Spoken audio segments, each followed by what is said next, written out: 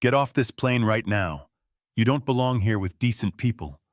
That's what a woman in a gold necklace and perfect makeup said to me while I held my little girl's hand and tried to reach our seats, and in that instant, with the whole cabin turning to stare like I'd tracked mud across marble, I realized how fast strangers can decide who deserves dignity. Do you think that's fair? My name is Aduni, and this is the day a flight full of people mistook poverty for guilt. The day I was dragged off a Lagos to Abuja plane for the crime of looking poor. And the day a gavel fell so hard it echoed through a country. If it were you, what would you have done? We were in the narrow aisle, air smelling like recycled coffee and lemon cleaner. Overhead bins, slamming flight attendants doing that efficient half-jog they do before takeoff. I had our worn canvas bag tucked to my chest, and my 6-year-old, my sweet girl Kayamaka, squeezed my fingers until I felt the tiny thump of her pulse. She has a heart condition. A specialist at the National Hospital in Abuja was expecting us first thing in the morning. Missed that appointment, and we'd wait 3 more months. In our world, 3 months isn't time, it's risk. We had boarding passes, assigned seats. All we needed was 3 steps forward. But the woman in bright Ankara fabric planted herself like a velvet rope. Tickets, she said, laughing loud enough for row 22 to enjoy. How can someone like you afford tickets? A man a few rows back, expensive Agbada belly pressed at the embroidery, leaned out and added, "They don't belong here. Probably running from something. You know that feeling when the temperature of a room changes, even though the thermostat doesn't move?" Yeah, that happened. I held our passes up so close the barcode brushed my cheek. "We paid," I said, trying not to let my voice shake. "We're just taking our seats." The flight attendant arrived with a professional smile that didn't reach her eyes, scanned the passes, nodded. "They're in economy, ma'am. They have every right to board." The woman flicked her fingers, like shooing smoke. "Then move them. I paid too much to sit near that. That. Not a mother. Not a person. That. My daughter has a medical appointment." I told them, forcing the words out around the knot in my throat. "She needs to see a specialist in the morning." For a heartbeat, the cabin dipped into silence. Then the man in Agbada said it again, easy as ordering tea. "Throw them off." "Security was already on the way," the flight attendant said, voice low as if she was apologizing while passing a sentence. "I'm sorry you're causing a disturbance." I almost laughed. By existing.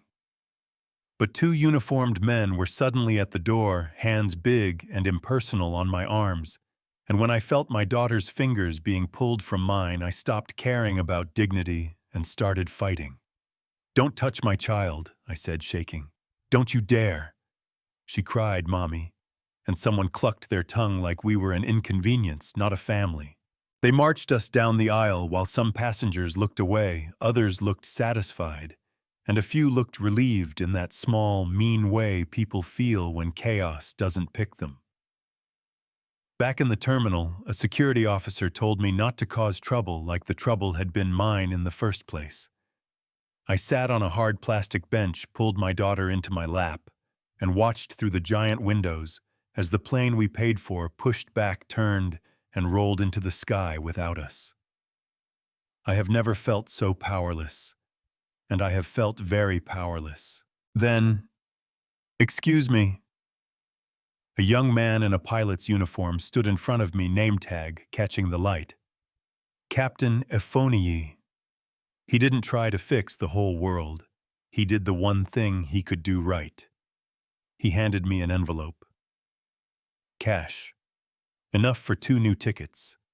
"You can and you will," he said, when I started to refuse. "What happened to you was wrong." He bent down so he was level with my daughter. "You're going to be just fine, little one. Sometimes help looks like a speech. Sometimes it looks like an envelope and eye contact." I took it with both hands. We booked the next flight, 3 hours out, and found a quieter corner where the announcements blurred into white noise. My daughter fell asleep with her cheek on my shoulder, breath a little labored the way it gets when she's tired. My phone buzzed. Unknown number. I almost ignored it. I'm glad I didn't. Miss Ademi, the woman said, voice calm and crisp. I'm Barrister Folake Williams calling from Abuja. My stomach tightened. Lawyers had not been on my side for a long time. I don't represent your ex-husband, she added. I'm calling because I heard what just happened, and there's something you need to know. I moved my daughter's braid off her face, felt the heat in her skin, and braced. The woman who got you thrown off that plane, Blessing Wosu, she's been involved with your ex-husband for 2 years, the barrister said. And from what I've seen, that little scene wasn't an accident. The floor tilted. Why would she do that, I asked, but I knew the answer was waiting like a shadow. Because if you make it to Abuja, she said quietly, and a real specialist reviews your daughter's records, the neglect during your ex's temporary custody will be obvious. And that threatens his plan to regain control. And other things the Economic and Financial Crimes Commission is investigating. Money, custody, power. All those words taste like metal in your mouth. We landed in Abuja just before sunset. The city always feels cleaner than Lagos, more official, like the streets know the law lives here. I checked us into a modest guest house. 2 beds, thin towels, a fan that clacked every 4th turn. It was enough. In the morning, we took a taxi to the National Hospital. The pediatric cardiologist, Dr. Emma Okonkwo, had gentle hands and serious eyes. He examined my daughter with the kind of attention that makes a parent breathe easier and choke up at the same time. He read the files I'd guarded in my bag like a passport. He went back, read again, sat down. Mrs. Adunni, he said, your daughter's VSD, the hole between the lower chambers, was improving 3 years ago. Significant improvement. Then there's a gap in care, a long one. And when the records resume, she's worse. The pattern is consistent with a child who didn't receive the prescribed medication for a period. He looked at me without judgment. During that time, who had custody? Her father, I said, and my voice sounded like it belonged to someone in the next room. We'll document everything he said, matter of fact. I'm mandated to report suspected medical neglect. The good news, with proper medication and monitoring, she can stabilize, and when she's older, surgery is very likely to be successful. Relief hurts. It really does. Because when you stop blaming yourself, anger finally has room to breathe. I wiped my face, thanked him, kissed my daughter's hair, and headed to meet the barrister. Barrister Folake's office was cool, quiet, expensive in the unshowy way expensive things are. She had a coloring book and juice waiting for my daughter. A small mercy I won't forget. I'll be blunt, she said, opening a folder. The EFCC has been looking into your ex-husband's businesses, money laundering, tax evasion, fraud, and we've found something else. 3 weeks ago, he filed paperwork for a 50 million naira life insurance policy, naming himself as beneficiary if your daughter dies of her heart condition within the next 2 years. I gripped the arms of the chair so hard my fingers hurt. No, I said, but it came out like air. I believe he intended to regain custody, control her care, and let neglect do what neglect does, she said. Legally different from an act morally the same. Here's what we do. 1, we get Dr. Emma's report into the court record immediately. 2, you cooperate fully with the EFCC. 3, we control this story so they can't bury you under rumors. Here's the twist, and I need you to hear it. The plane incident wasn't just cruel strangers on a bad day. It was a deliberate move in a larger game to keep me from reaching a doctor who would document the truth. If it were you, what would you have done? Take the refund and disappear, or fight like your life depended on it? Because actually, it did. That night, an EFCC agent called. "We need the layout of your former home," he said, quick and professional. I closed my eyes and walked through it with words. The study on the second floor, the painting of the Lagos Lagoon that swings open to reveal the safe, the basement office he turned into a soundproof bunker when he needed privacy for business calls. They moved up the raids. I watched the news live on my phone at 1 a.m. Grainy footage of agents in tactical gear moving through the front door I used to decorate for Christmas, carrying out boxes of documents and computers, and then the image I didn't know I needed until I saw it. My ex-husband in cuffs, head down, arrogance folded and put away. By morning, the story was everywhere. Hashtags, think pieces. Women I'd never met saying my name like it had gravity. Press conference at noon, the barrister texted. I didn't sleep. I wrote. I rewrote. I shook. The conference room was packed hot with lights and hungry microphones. I read my statement with a voice that trembled for the first paragraph and then found steel. I told them about the flight, how poverty shows and people decide it's contagious. I told them about the records, the gap, the mandatory report. I told them about the policy that pays if a child dies. I said my daughter's name, slowly, clearly, so no one could reduce her to evidence. When reporters asked if I was afraid of retaliation, I told them the truth. Fear kept me silent while my child suffered, and if anything happened to me now, everyone would know exactly where to look. The cameras loved that line.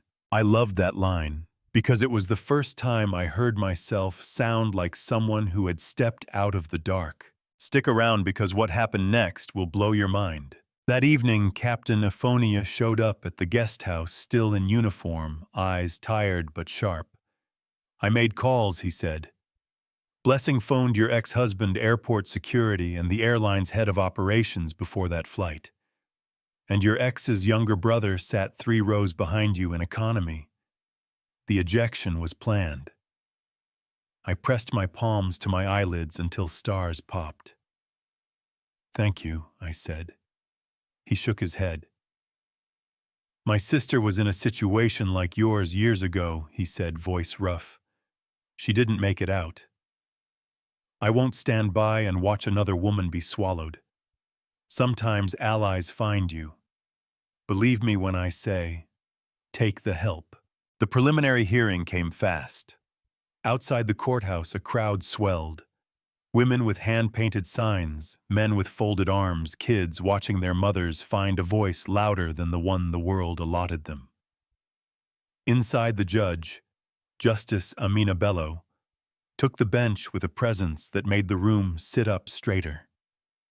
They brought my ex in wearing orange hands, cuffed eyes that had suddenly learned the shape of fear. I took the stand, hand on a Bible. I told the court how my daughter had improved, then worsened, how a gap in medication mapped to a gap in care, how a life insurance policy tried to turn a child's illness into a payout. I'm not asking for revenge, I told the judge. I'm asking for protection. For a child. She denied bail on the spot, called the alleged facts depraved, set an expedited trial. You could feel the exhale move through that room like wind. The weeks before trial were a blur of statements, sworn affidavits, meetings that ran long enough for the sun to leave and come back again. The internet did what it does. Some people tried to drag me back into the old shame, called me bitter, called me a gold digger. But a louder chorus drowned them out. Justice. For Adunni trended for days, then weeks. Women who'd never had a camera turned toward them told me their stories at the market, on buses, in church parking lots. The barrister filed our civil claims. child support arrears my share of marital assets he hid under other names. And the EFCC froze accounts I didn't even know existed. The trial opened in a room that felt too small for everything stuffed inside it. Cameras, notepads, whispers, the heat of attention. Evidence lined up like soldiers. Bank trails blooming across screens. Text messages where Blessing and my ex discussed moving assets and keeping her in line. Photos of properties in names that didn't belong to the people living inside them. The captain testified about the plane, the calls, the instructions to respond quickly and aggressively. Dr. Emma broke down the medicine like a teacher who wants you to understand, not just hear. "This is what happens when the medication stops," he said gently, and a juror wiped her eyes with the heel of her hand. The defense did what defenses do, called the policy responsible planning, blamed the medication lapse on an administrative error, painted the airport incident as an unfortunate misunderstanding in a tense environment. The judge stared over the rim of her glasses with a look I will remember long after I forget 100 other details. On the last day, the jury filed out, then filed back in so fast it felt like punctuation. Guilty on all counts. The judge sentenced my ex to 35 years. Financial crimes stacked with child endangerment, not served like a convenient lunch. Blessing to 15, his brother, to 5 for conspiracy. When they led him away, he looked back at me and mouthed, "I'm sorry." I didn't mouth anything back. The gavel did my talking. We could end right here. At the precise second the villain falls. And I won't lie, ending on the downfall is satisfying. But real life doesn't fade to black when justice arrives. It keeps going messy and complicated and weirdly beautiful. The EFCC's seizures and freezes meant money that was legally mine. The part courts should have awarded years ago finally came home. Enough to cover my daughter's future surgery, enough to rent a small place where the faucet doesn't cough before the water runs, enough to put my name, back on a utility bill.